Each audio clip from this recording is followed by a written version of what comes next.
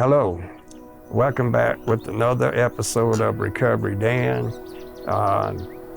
Yeah, guys, it's good to be back. I had been sick for a little bit, and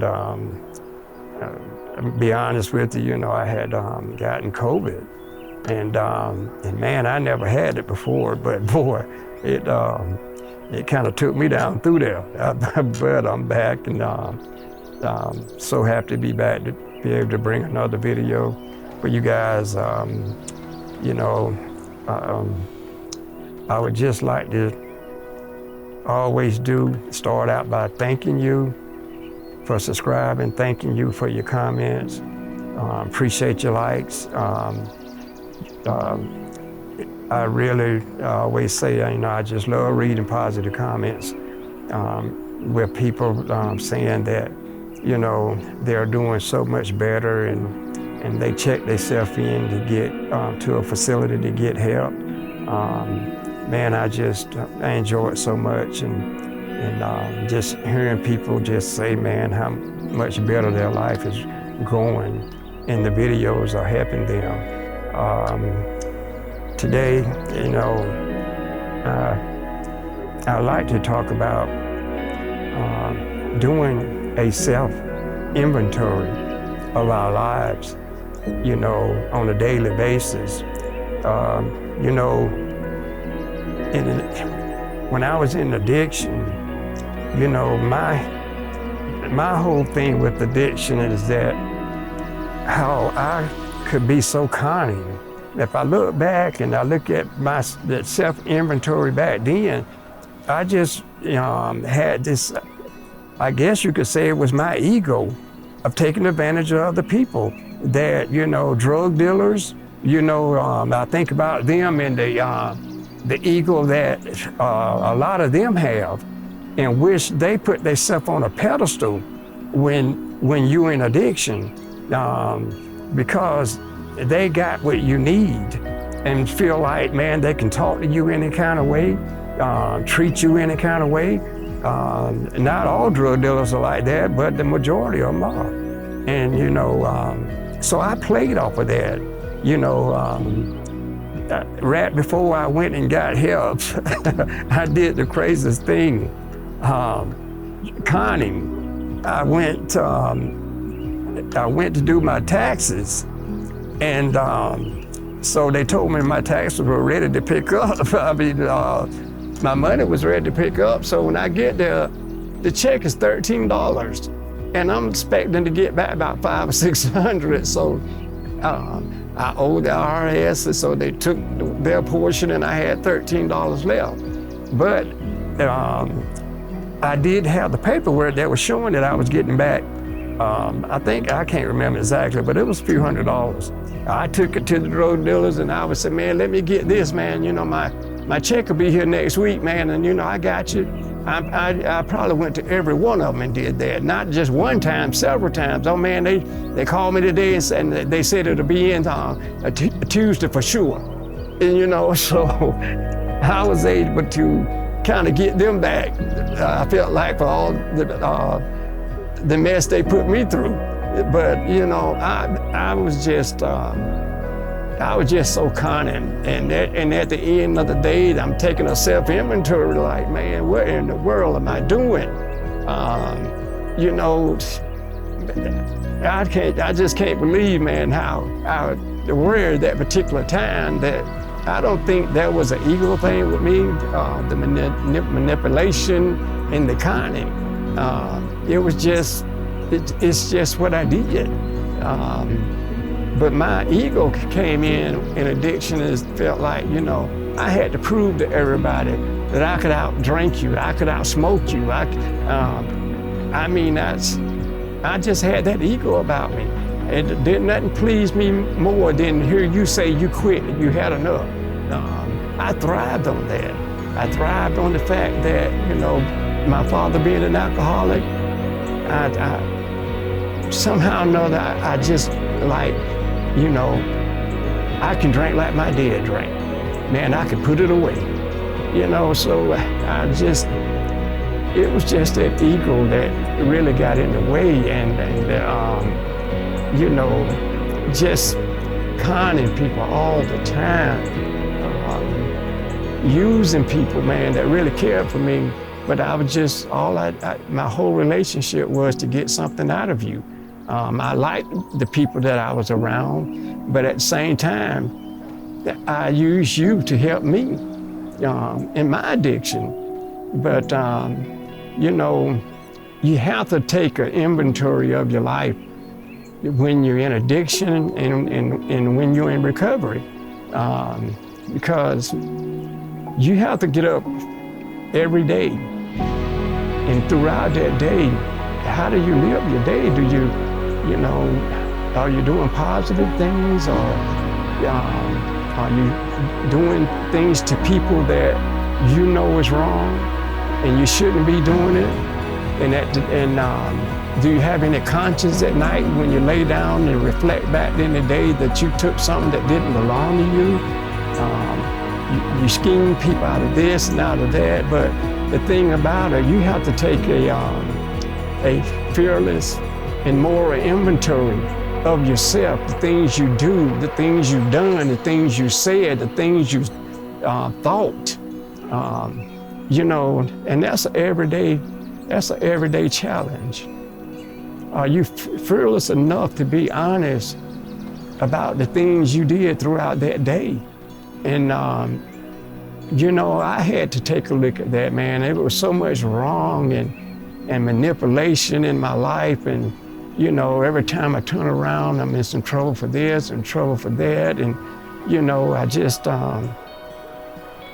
knew, man, that, hey, looking at my life, I couldn't go on with it. I couldn't go on with the lying and manipulation. I needed to do something, and you know, my self-inventory, you know, I had to just take a look at Danny and say enough is enough, you know. But today, you know, I still do self-inventory because, you know, I go throughout the day. I want to know what I say to people don't offend them. I try to right the wrong. I'm not afraid to tell you I apologize if I make a mistake. I sit down and meditate that through my head at night. What could I have done better? Am I doing enough to, you know, reach out to others? You know, a personal inventory is, it's a challenge being honest with yourself. Because in your morals, how you live in your life. And so I just like to, you know, ask you, are you doing a self-examination of yourself, your inventory each and every day? Are you doing anything to make your situation better? You know, I pray over my thoughts. I pray over my eyes that, you know, I don't even look at things like, you know, that could be offending or any type of lust. I mean, because we are all human. I take inventory on it all. You know, I want to make sure that I do everything in my power to make sure I do what's right. I pray over my tongue, what comes out of my mouth. It's more to it than just drugs and alcohol. Your whole, I wanted my whole personality to change. The old Danny is gone, and the new Danny is just taking it like, you know, man, I just want to do what's right, and I just want to go back and reflect back and make sure that that day I did the best that I could, the best of my ability, to be honest with myself. You know, I mean, why? You know, it's no need in trying to, you know, fool yourself, because you know that, you know, there's some things in your life that's not quite right, and, you know, you got to go. In addiction, it's tough. it's tough, man, because you don't care about what you do. You don't care about who you hurt. And at the end of the day, you know, when you lay down at night, you know, this, if you got any kind of conscience at all, you know, you would at least acknowledge it. But a lot of people I see would do things, man, and they didn't care what it was, they would laugh about it. But for me, even in addiction, I knew when I done something wrong, there was consequences. I didn't know what was gonna happen, but I knew something was gonna happen because I done wrong. And, you know, but man, I tell you, but I'm thankful. I'm so thankful today that I can meditate at night and think about my day and the positive things I've done in that day. My life is so much better today. You know, like I said, just praying over my thoughts, the words come out of my mouth, you know, that my heart is just, you know, trying to be the best person I can be, that a loving and kind and, you know, caring individual. But again, taking a feelers and moral inventory of yourself in addiction and in recovery. Are you doing what you need to do to sustain recovery? Are you willing to go back and apologize to someone that you done wrong? You know, the only way you can be healed is you have to forgive. If you don't forgive, there's no healing for you. You know, you have to do it for yourself. You know, going back and being able to go back to people that you hurt and you done wrong. And you know, just tell them, you know, I apologize for my actions. I'm not that same person today. If you're going through addiction right now, and you evaluate your life today, man, and you're being fearless to accept the things that you've done throughout that day and not try to hide behind it. You know, what in the world do you keep wanting to stay out there and doing the same thing day after day, day after day, feeling bad about the things you've done, feeling bad the way you treat people? Because I always say addiction is a selfish disease, very selfish. We don't care about nothing. I mean nothing and no one.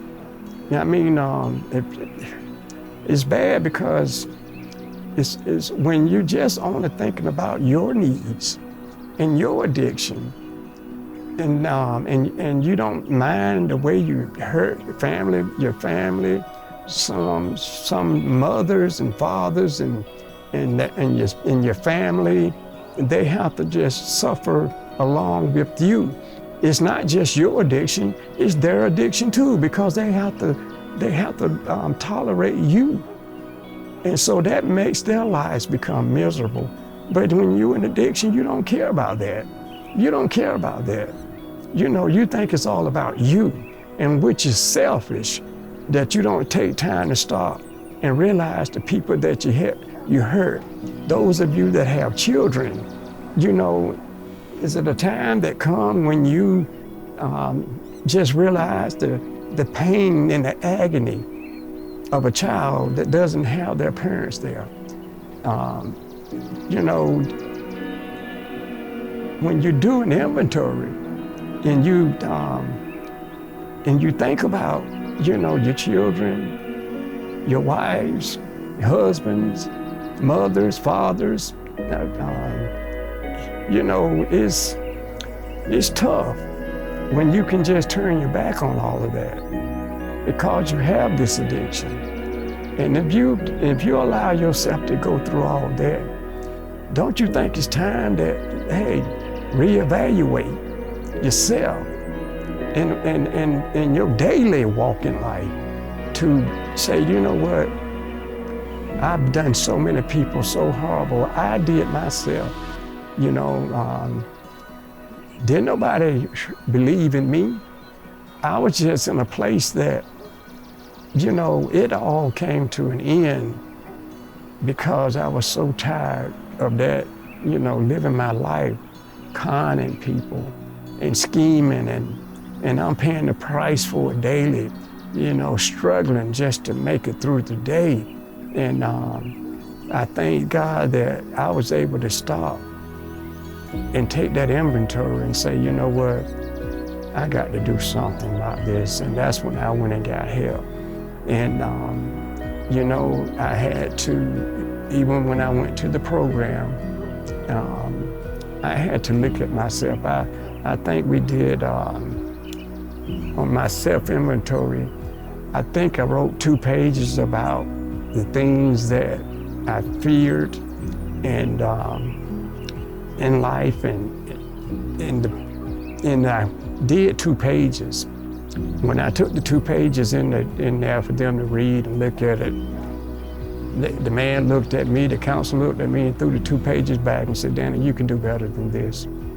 He said, you can do better than this. He said, man, you got more than this going on, man, in your life. And he said, I need you to be fearless when you write, when you're writing this about your fears.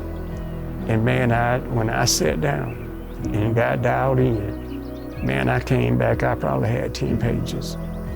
And I tell you what, I did not realize it was so much pain inside of me. I did not realize that, all the things that I was doing that when I was in addiction, I didn't feel it. I didn't feel it because, like I said, I was self-medicated. But man, when I got sobriety and started going through that, man, I'm telling you what, I opened up and I talked about the pain that I caused my mother, my family, my children, especially my children, my wife. I had to be honest about it. And I tell you what, that was a tough time in the program for me, but I'm so thankful that I was able to do it because I was able to be honest with myself for once, and not have to run behind, the pain any longer. I could just open up about it, and it freed me. It freed me to understand that we're all human. We all make mistakes. We all fall short. Nobody's perfect. We strive in life to be the best we can be in life. But when I did that, man, and just being honest with myself, it was just such a relief. And to see, August 13th, be 19 years of sobriety for me. And I still take an inventory. Even though I'm alcohol and drug free, I still take a self-inventory because you know what? I still want to do what's right every day. Pray I make the right decisions in my life, and pray that my heart's in the right place. Being careful, man. I want to love people, and I want to reach out to people, and especially, that when we're caught up in addiction, man, nothing thrills me more than to see men and women, man, breaking free from the bondage of addiction. That is the most beautiful thing I could ever see in my life, because you know what, they are so happy to be free and clean and don't have to carry around that guilt and shame and remorse every day. They took the inventory of self-inventory, and they realized, hey, God has blessed me. Why not enjoy life again? I don't have to be held down any longer. You know what? I'm free to go forward in life. I'm free to have a life. I'm free to do whatever my mind chooses to do, and don't have to feel bad about it. As long as you don't get high, as long as you don't get drunk and put drugs and alcohol in your system, brother, you got a blessed life ahead of you, and that's a fact. That I'm telling you. I pray that you would take an inventory, whether you are in addiction or in recovery, because taking inventory is so important. It's so important that you stay on track each and every day. Your day that you wake up in the morning, and what you do throughout that day, is it positive? Is it negative? Is it going to lead me to recovery? Is it going to sustain me in recovery?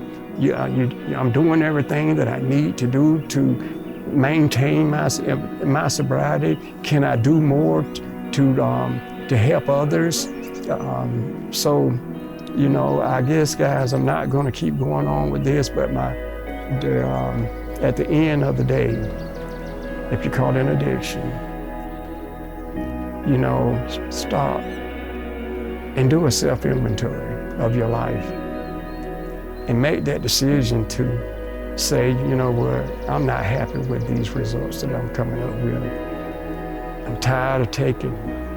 I'm tired of doing wrong. I'm tired of treating people wrong.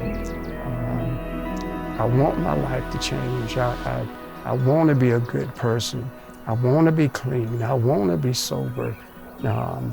Taking that self-inventory, you would be surprised where it will lead you if you're just rigorously honest about yourself.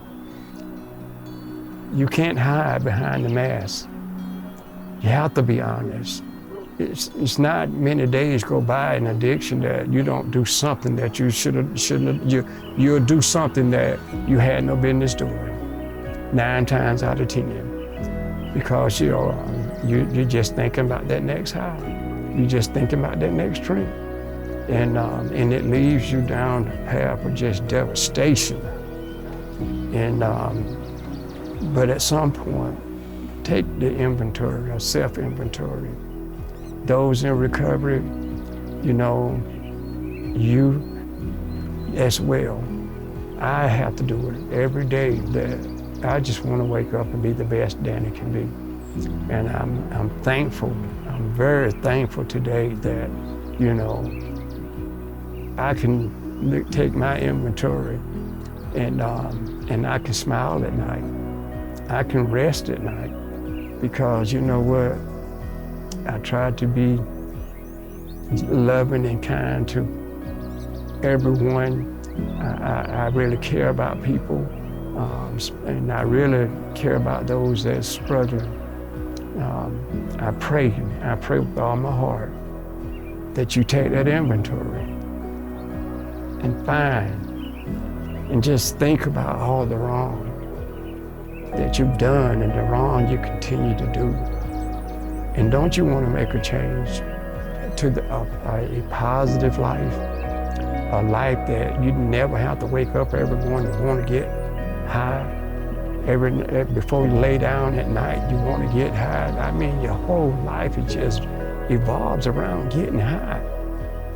And you'll do anything to get high. So I'm just pleading with you. Take the inventory. And tell yourself, you know what, I don't like this inventory. I can do something about this. Don't stay out there in addiction. Don't go through the pain no longer than you have to go through it. I mean, why? What is it doing for you? They always say it's a temporary fix. You're putting a Band-Aid on and open the wound. That is deep, deep. And the Band-Aid is not going to work. It's just a momentary fix because you know what? You go right back and you keep going back year after year after year after year. What in the world is going to take to turn you around? Is that what you really want to be in life? Is that what your whole life is based on? Just getting high and getting drunk every day? There's no fun in it. There's no fun in it. I had sad days in addiction. I had the time I walked around with my head down because I was ashamed. You know, when I got sober, like I said, I didn't want to be around people because I had too much guilt and shame. But today, man, I can look any man in the eye, and you know what? And I'm thankful.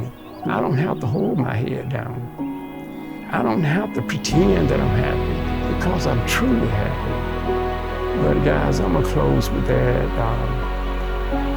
I just pray that each and every one, under the sound of my voice, at night, just do a self-inventory and ask yourself, what can I do better? But you know what I always say? You are somebody. You are somebody. If God can take an alcoholic like me and an addict like me and change my life into something so special and so beautiful, it's not because of me. It's not because of me. Everything that I do good in life, it comes from the Lord. He gives me strength. He gives me peace. He gives me joy unspeakable.